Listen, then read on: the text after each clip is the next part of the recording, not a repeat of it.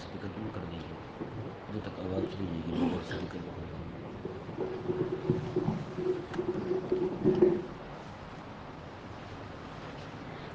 الحمد للہ رب العالمین والصلاة والسلام علی سید الانبیاء والمرسلین، اما بعد فاعوذ باللہ السمیع العلیم من الشیطان الرجیم، بسم اللہ الرحمن الرحیم۔ ایاک نعبد و ایاک نستعین، صدق اللہ العظیم وبلغنا رسولہ النبی الکریم الامین۔ دوست جو دور بیٹھے نا وہ ذرا قریب قریب تشریف لے آئیں تاکہ سننے میں آسانی ہو۔ یہ دعا تلقین فرمائی رب تبارک و تعالی نے، ایاک نعبد و ایاک نستعین، کہ ہم تیری ہی عبادت کرتے ہیں اور تجھ ہی سے مدد مانگتے ہیں۔ یہاں پر صیغہ جو ہے یہ جمع کا لایا گیا۔ ایک بندہ جماعت کے ساتھ کھڑا ہے، امام یہ پڑھتا ہے کہ ہم تیری عبادت کرتے ہیں، ساتھ پچھلے بھی شامل ہیں، یہ بات سمجھ آتی ہے۔ اب جو بندہ اکیلا سنتے پڑھ رہا ہے، اکیلا نفل پڑھ رہا ہے، وہ کھڑا ہو کے رب کی بارگاہ میں یہ کہہ رہا ہے ہم تیری عبادت کرتے ہیں۔ جمع کا صیغہ اپنے لیے بولنا، جی جمع کا صیغہ اپنے لیے بولنا۔ جیسے کوئی بھی بندہ جمع کا صیغہ ادب کے لیے لایا جاتا ہے، تعظیم کے لیے لایا جاتا ہے، کسی ایک بندے کے لیے بولا جائے۔ جیسے کہتے ہیں کہ یہ ابا جی آ رہے ہیں، ابا جی فرد واحد ہیں، ان کے لیے آ رہے ہیں، مطلب یہ تعظیم کے لیے جمع کا صیغہ لایا جا رہا ہے۔ یہ کلام جو ہے نا یہ واحد نہیں لایا جا رہا کہ ابا آ رہا ہے، نہیں کہا جائے گا، اسے بید بھی کہا جائے گا۔ ابا جی آ رہے ہیں، ابا جی تشریف لا رہے ہیں جی، امی فرما رہی ہیں، تو یہ جمع کا صیغہ تعظیم کے لیے لایا جاتا ہے، ادب اور احترام تکریم کے لیے لایا جاتا ہے۔ تو بندہ جب نماز میں کھڑا ہے، رب کی بارگاہ میں کھڑا ہو کہہ رہا ہے کہ ہم تیری عبادت کرتے ہیں، جی تو یہ ایک بڑی غور کرنے والی بات ہے۔ وہ یہ کیونکہ میں اکیلا کھڑا ہو کے نماز پڑھوں رب تبارک و تعالیٰ کی بارگاہ میں، اپنی عبادت جو ہے رب تبارک و تعالیٰ کی بارگاہ میں اپنا عجز اور نیاز مندی رب تعالیٰ کی بارگاہ میں پیش کروں، ممکن ہے میرے شامت اعمال کی وجہ سے ٹھکرا دیا جائے۔ تو رب تبارک و تعالیٰ نے یہ طریقہ بتایا کہ پوری کائنات کے اندر میں جس وقت اکیلا اور تنہا بھی عبادت کر رہا ہوں، اس وقت بھی رب تبارک و تعالیٰ کے فرشتے عبادت کر رہے ہوتے ہیں۔ اس وقت بھی پوری دنیا کے اندر جس وقت میں زور پڑھ رہا ہوں، اس وقت کہیں نہ کہیں صبح بھی پڑھی جا رہی ہوتی ہے، کہیں نہ کہیں عصر بھی پڑھی جا رہی ہوتی ہے۔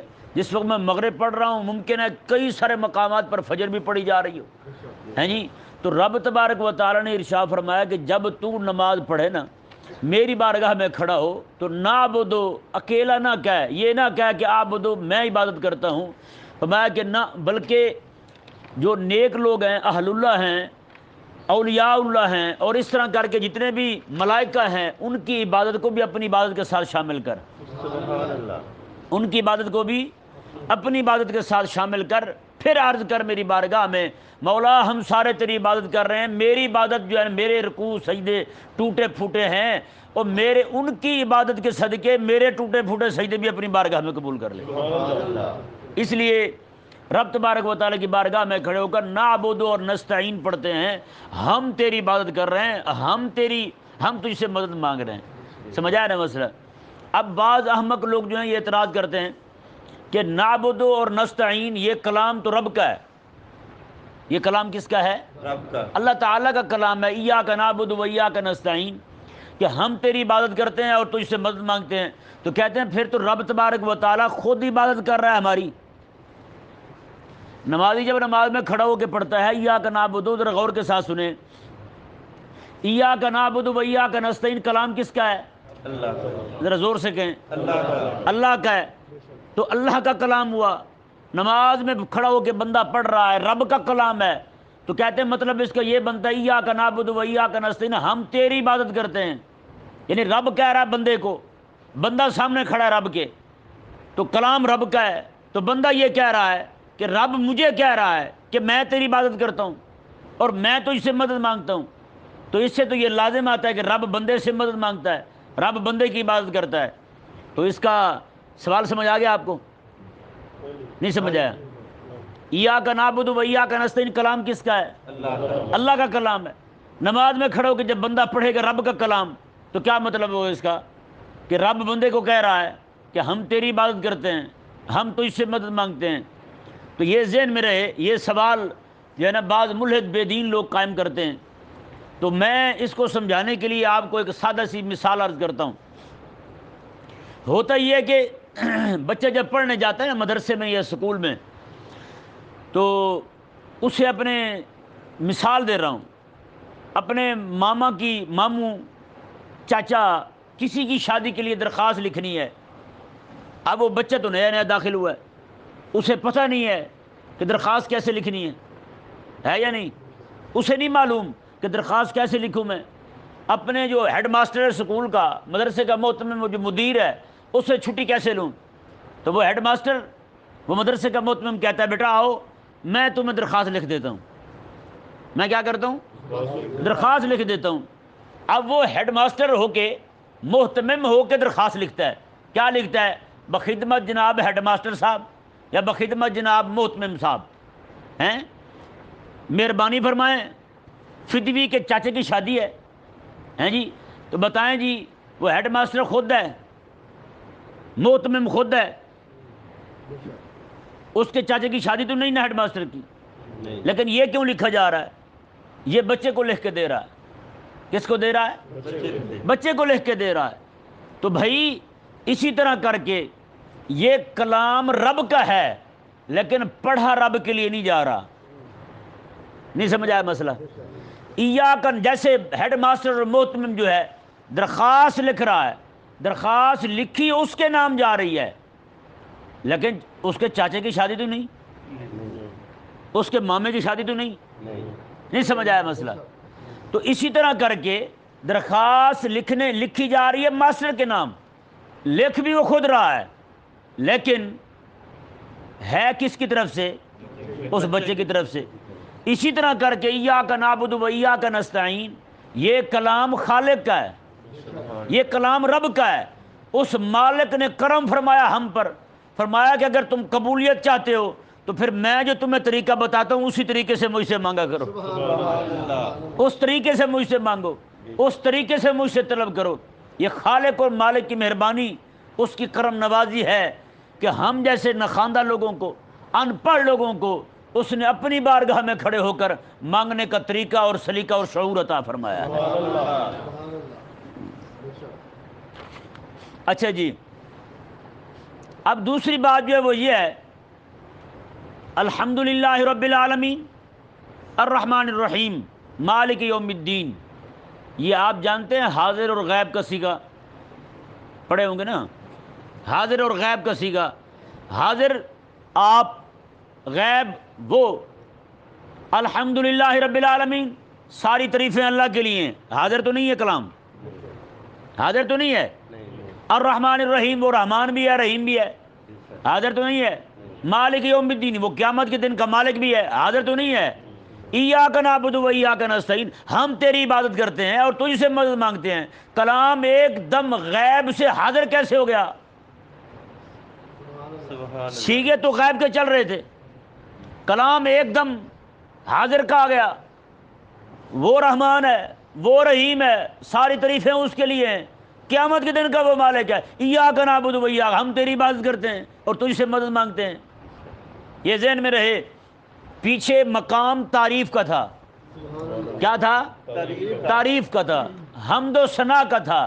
تو جہاں حمد و ثنا تھی وہاں صیغہ غیب کا استعمال ہوا، اور عبادت جو ہے اور مقام حمد اور ثنا کا اسی مناسب ہے کہ وہ غیب کے ساتھ ہو، اور جہاں پر رب تبارک و تعالیٰ کی عبادت کی بات تھی تو عبادت جو ہے وہ غیب سے نہ ہو، وہ حضور دل کے ساتھ ہو۔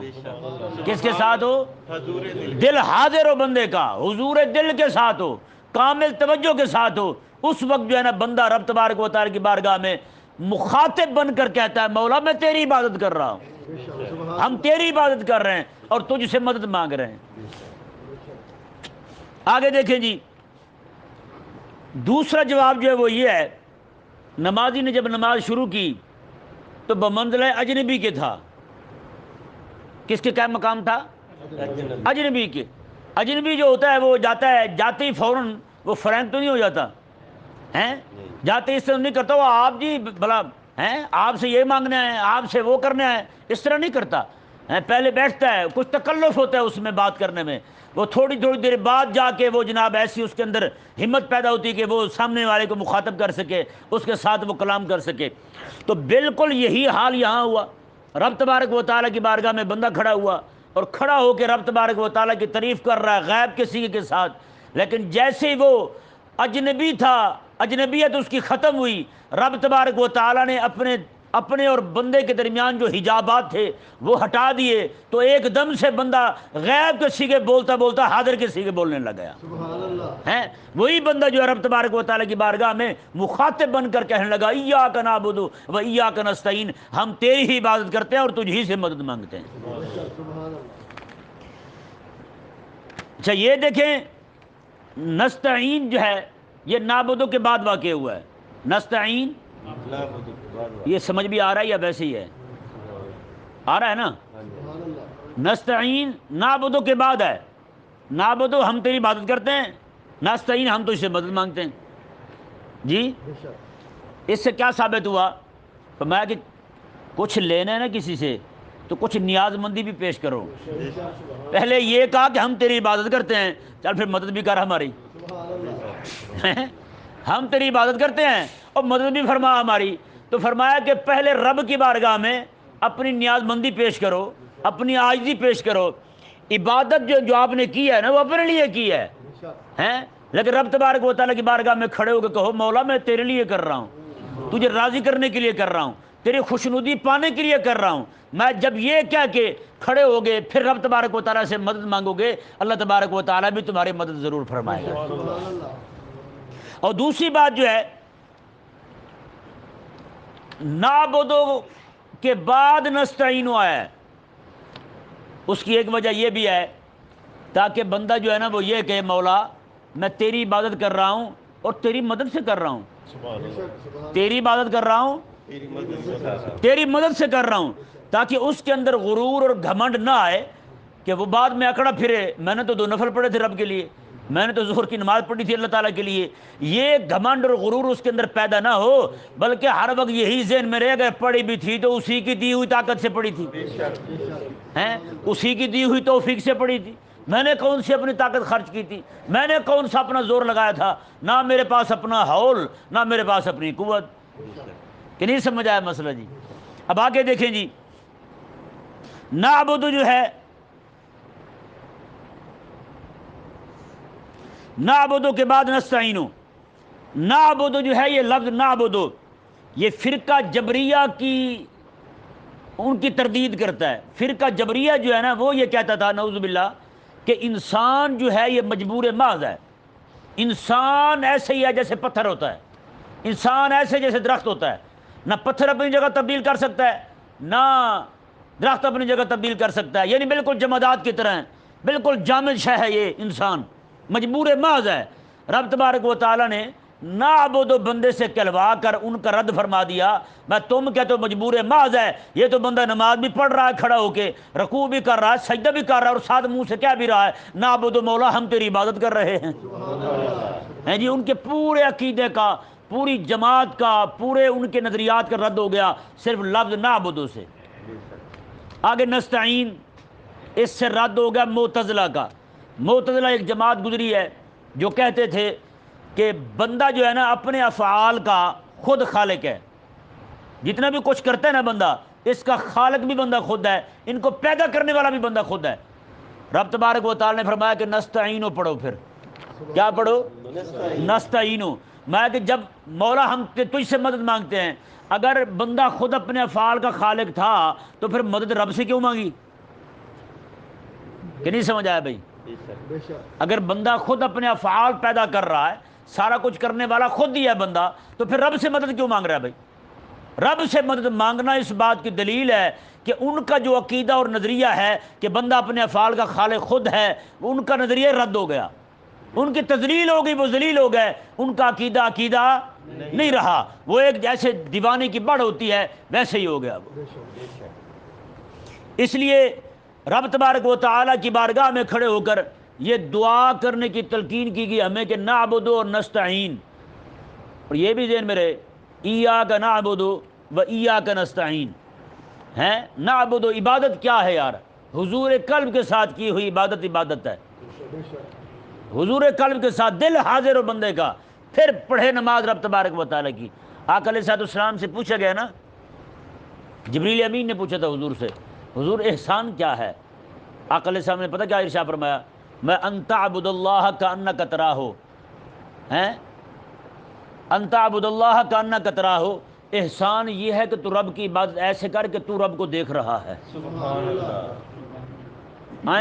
آئیے حضور قلب کی بات کہ نہیں آئی بے شک ہیں؟ بندہ ایسے نماز پڑھے رب تبارک و تعالیٰ کی کہ رب کو دیکھ رہا ہے، رب کا دیدار اسے حاصل ہے ہیں؟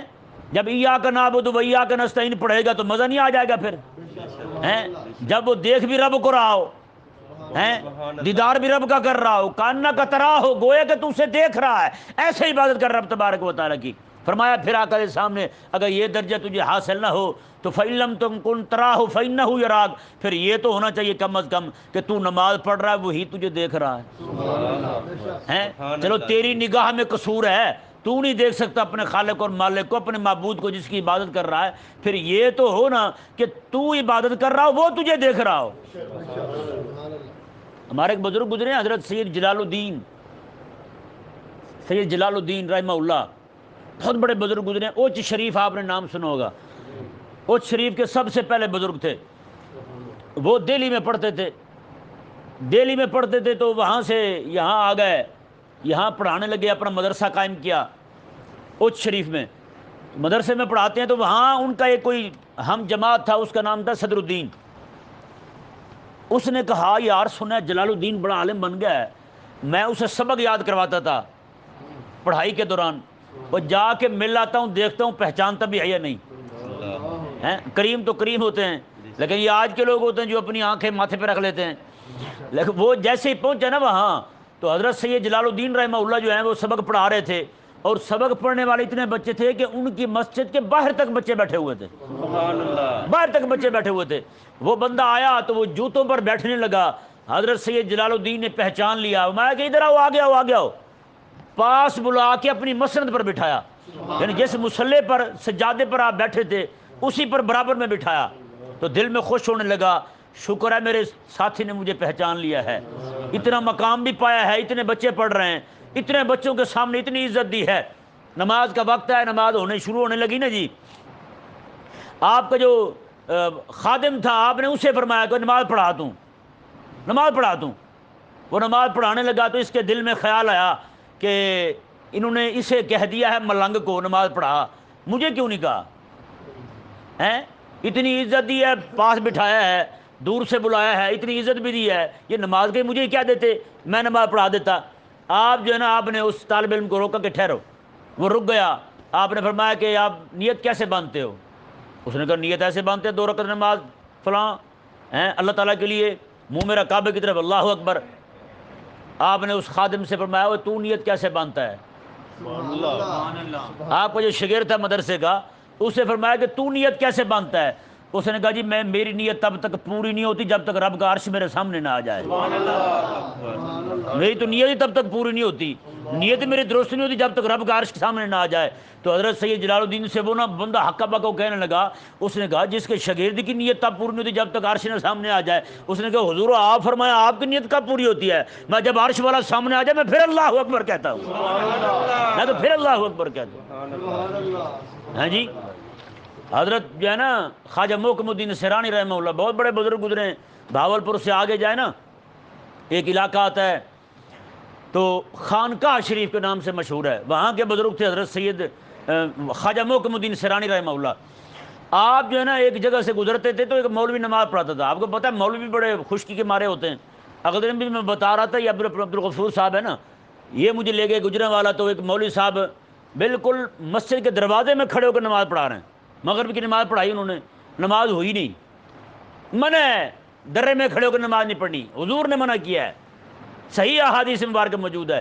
اس نے نماز پڑھا دی، تو میں نے نا اسے علیحدہ جا کر، میں انتظار میں بیٹھا رہا، اسے سمجھاؤں گا، میں نے علیحدہ جا کر انہیں کہا، میں نے کہا حضور آپ سے بات کرنی، دو بندے بیٹھے تھے، تو وہ بڑے عزت کے ساتھ اٹھا، اس نے کہا پتہ نہیں مولوی صاحب کچھ نوازشات کرنا چاہتے ہیں، تو میں اندر لے گیا اس سے، تو میں نے اسے کہا، میں نے کہا جی آپ نے جو نماز پڑھائی ہے نا، تو یہ نماز آپ کی درست نہیں ہوئی، آپ مصلی جو ہے نا وہ اندر کر لیں، تو اندر کچھ بندے کھڑے کر لیں، یا پھر مصلی باہر کر لیں، تاکہ آپ کی اور نمازیوں کی جگہ ایک ہو، ٹھیک ہے نا۔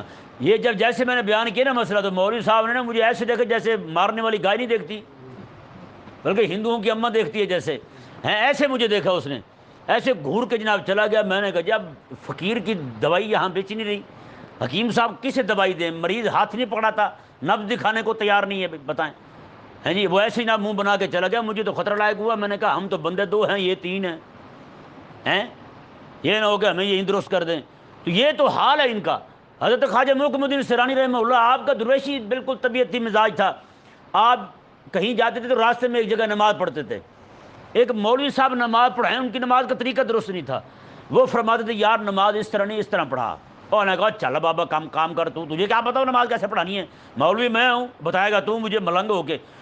اچھا آپ پھر گزرے، آپ نے پھر فرمایا یار نماز ایسے نہیں، ایسے پڑھایا کر، اس نے پھر آئیں بائیں کر دی۔ تو ایک مرتبہ آپ گزرے وہاں سے، تو آپ نے پھر فرمایا، ہیں اللہ والوں کا طریقہ دیکھیں، بار بار دعوت دیتے رہتے ہیں، پھر فرمایا یار نماز ایسے نہیں، ایسے پڑھا۔ اس نے کہا چل ٹھیک ہے بابا، جیسے کہتے ہیں ویسے پڑھاؤں گا۔ اس نے جناب جیسے نماز اللہ اکبر کہا نا جی، بے ہوش ہو کے نیچے گر گیا، بے ہوش ہو کے نیچے گر گیا۔ نماز کب ختم ہوئی، کیا ہوا، کسی کو کوئی پتہ نہیں۔ حضرت خواجہ محکم الدین سرانی وہاں سے اٹھے اور چلے گئے۔ وہ بعد میں ڈھونڈتا پھرے، لوگوں سے کہتا بابا کدھر گیا بابا، انہوں نے کہا کیوں، کیا ہوا ہے؟ اس نے کہا بابا مجھے اتنا عرصہ کہتا رہا کہ نماز ایسے نہیں ایسے پڑھ، میں اس کی مانتا نہیں تھا، آج جیسے اس نے کہا نا مجھے ایسے نماز پڑھ، میں نے اللہ اکبر کہا تو سامنے رب کا کعبہ میرے آ گیا، سامنے کعبہ آ گیا۔ نماز کیسی پڑھتے ہیں یار ہم تو نماز میں کھڑے ہیں، ہمارا دل جو ہے نا وہ پتہ نہیں دکان کے سودے کر رہا ہوتا ہے، حساب کر رہا ہوتا ہے، دنیا جہان کی ساری باتیں ہمیں نماز میں یاد آتی، جو بات بھول چکے تھے وہ بھی نماز میں یاد آتی۔ امام اعظم ابو حنیفہ رضی اللہ عنہ کے پاس ایک بندہ آیا، کہنے لگا جی میں نے پیسے ایک جگہ دبائے تھے وہ مل نہیں رہے، آپ نے میں رات کو جا کے 500 نفل پڑھ، کتنے پڑھے؟ 500 نفل پڑھ۔ اس نے جا کے شروع کیا اللہ اکبر، پہلی رکعت میں یاد آ گیا کہاں پڑھے، نماز ختم۔ آیا امام صاحب کے پاس، کہتے جی واہ واہ بڑا نسخہ دیا آپ نے، میں کیا ہوا ہے؟ کہتے جی پہلی رکعت میں یاد آ گیا تھا، آپ نے میں مجھے پتا تھا شیطان تجھے پڑھنے نہیں دے گا، شیطان تجھے پڑھنے نہیں دے گا۔ ایک بندہ ہے نا سرگودے کی طرف، نماز جماعت ختم ہو گئی تو بندہ آ کے نا رونے لگا، کہنے لگا جماعت ہی ختم ہو گئی ہے، مولوی صاحب ذرا آہستہ پڑھا لیتے، میں جماعت میں شریک ہو جاتا۔ لوگ بڑے اس کے معتقد اور گرویدہ ہو گئے، انہوں نے کہا یار بابے کو بڑی محبت ہے نماز کے ساتھ۔ انہوں نے کہا بابا جی آپ پریشان نہ ہوں، آپ کی چونکہ نیت تھی جماعت کے ساتھ نماز پڑھنے کی، آپ رہ گئے ہیں، اللہ تبارک و تعالیٰ اپنی رحمت کے ساتھ آپ کو جماعت کا ثواب عطا فرمائے گا۔ تو بابا کہنے لگا جماعت کا ثواب میں نے کیا کرنا ہے، اور میں میری 4 دکانیں، ایک رکعت میں ایک دکان کا حساب کرتا تھا، وہ کون کرے گا بھلا، ہیں بتائیں؟ یعنی ساری بھولی بھسری چیزیں نماز میں یاد آتی ہیں ہمیں، ہے یا نہیں ایسا؟ یہ بھی بندوں کو ایک ذہن میں ہوتا ہے، وہ خود تاخیر سے آ رہے ہیں نا، مولوی صاحب پہلی رکعت لمبی کر دیتے آپ ہیں۔ میں پیچھے نماز پڑھاتا تھا، ایک بابا جو ہے نا وہ تاخیر سے آیا، جب میں نے سلام پھیر دیا، ابھی لوگ بیٹھے ہوئے ہیں تسبیح پڑھ رہے ہیں، ہم دعا بھی نہیں کی، وضو کر کے نا کھڑا ہوا، کہنے لگا جی آپ تھوڑا سا نماز لمبی کر دیتے نا، میں جماعت میں شریک ہو جاتا۔ میں نے کہا آپ تھوڑا سا گھر سے پہلے نکل پڑتے نا